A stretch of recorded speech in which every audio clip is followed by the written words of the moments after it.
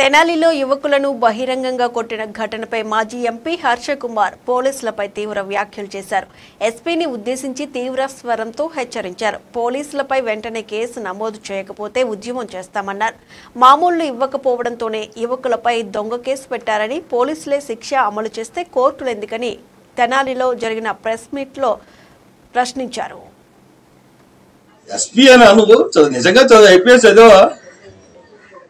నీకు సిగ్గుంటే ఈ పాటికి పోలీసులు సస్పెండ్ చేయాలి, వాళ్ళని అరెస్ట్ చేయించాలి. బాధ్యత కలిగిన ఆఫీసర్ హోదాలో ఉన్నావు ఎస్పీ మిస్టర్ సతీష్. గుర్తుందయ్యా నీకు? అంటే నీకు చట్టం న్యాయం కాదు, నీకు పెమ్మసాని చంద్రశేఖరును నాదెండ్ల మనోహర్ వీళ్ళిద్దరూ ఏం చెప్తే వాళ్ళే నీకు చట్టం.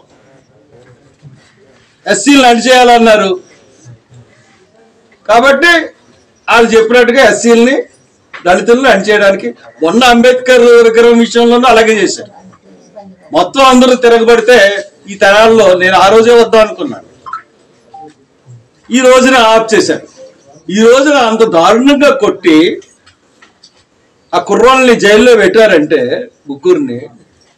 అసలు చట్టం ఎక్కడుంది, న్యాయం ఎక్కడుంది? న్యాయస్థానాలు మూసేయండి.